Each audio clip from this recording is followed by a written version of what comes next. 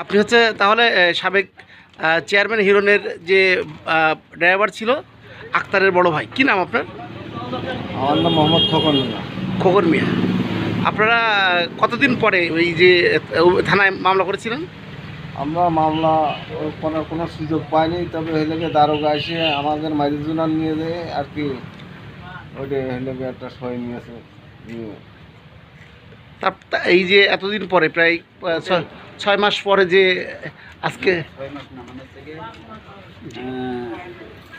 চেয়ারম্যানের মামলা তার ভাইস্তে বাদী হয়ে করার পরে যেয়ে তারপরে কোর্টের মাধ্যমে আমি বাদী হয়ে আর কি মামলা দায়ের করেছে। আজকে তাদের লাশ উত্তোলন হলো। আজকে মানে আমরা তো থেকে ধরুন ওই সময় থানায় কোনো পুলিশ ছিল না, কোনো কিছু ছিল না, আমরা থেকে লাশ মর্গে ছিল। আমরা পরবর্তীতে খবর পাইয়ে আমরা থেকে টিউনের মাধ্যমে আর কি লাশ নিয়ে এসে পোস্টমর্টম বাদে আমরা বাড়ি বাড়ি গোরস্থানে মাঠে দিচ্ছি, পারিবারিক গোরস্থানে দাপন করেছি। তাই আজকে আবার থেকে ধরেন কোর্টের রায় হয়ে মানে কোর্টের মাধ্যমে কোর্টের নির্দেশনায় আবার আজকে লাশ উত্তোলন হয়ে থেকে মানে ময়নাতদন্ত করে। আচ্ছা আচ্ছা। এখন আপনার ভাইয়ের তো দুটো সন্তান ছিল? আমার ভাই দুটো সন্তান আমার কাছেই আছে। আপনার কাছে আছে? এই হলো তারা দুই সন্তান। জি। কি নাম তোমাদের? আমার নাম মোহাম্মদ আলিফ হোসেন। কি নাম? মোহাম্মদ আলিফ হোসেন। আলিফ। তোমার নাম? আকাশ। আকাশ আর আলিফ। আচ্ছা আচ্ছা। তো তোমার আম্মু কোথায়? আমার আম্মু বাসার নেই। নাই। না। এখন তোমরা চাচাদের কাছে থাকো? জি। বাবার কথা মনে পড়ে? হ্যাঁ। বাবা কিভাবে মারা গেছিল জানো?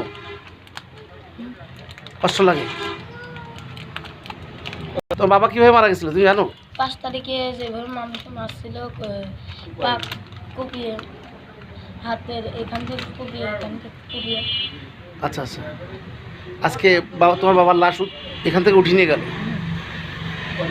ও তো একেবারে ছোট। তোমরা থাকো কার কাছে? আমি আমার মেজর চাচার কাছে। মেজর চাচার কাছে থাকো। আচ্ছা। লেখাপড়া করো তুমি? কোন ক্লাসে? ক্লাস 5। ক্লাস 5-এ পড়ো। এখন ওর মা কোথায় আছে? ওর মা থেকে ধরেন আমার ওই ভাই যখন গাড়ি চালানো অবস্থায় ছিল তখন মনে করেন যে একটা লোকের সাথে তার বাড়ি কালীগঞ্জের ওই দিকে, সে থেকে মিস্ত্রিগিরি করে নাকি।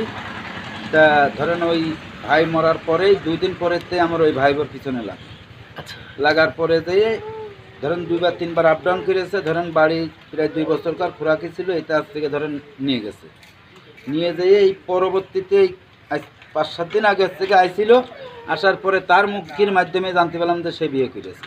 আচ্ছা আচ্ছা। এই জন্য নিষেধ করে দিয়েছে যে তাহলে তুমি আর এই বাড়ি আসার কোনো ইচ্ছা তোমার নেই, তুমি যা ছিল তুমি তো নিয়েই গেছো, আর বাদ বাকি পাই উঠেছো, এখন আর তোমার এই বাড়ি আর তাহলে আসার এখন তাহলে এই বাচ্চাদের মানুষ করার দায়িত্ব পুরো দায়িত্ব আমি নিছি। এবং ছোটবেলার থেকেই এরা আমার কাছে, ওই বাপ মা বেঁচে থাকা কালীনই, ওর মা হোক বাপ বেঁচে থাকা কালীনই আমার কাছে থাকে। তাই পাড়া ঘর গ্রামে আপনি খোঁজ নিলেই পাবেন, এবং ওদের কাছে শোনেন যে কার কাছে থাকে এবং কার কাছে ঘুমায়। তোমরা এখন এই চাচার কাছে থাকো?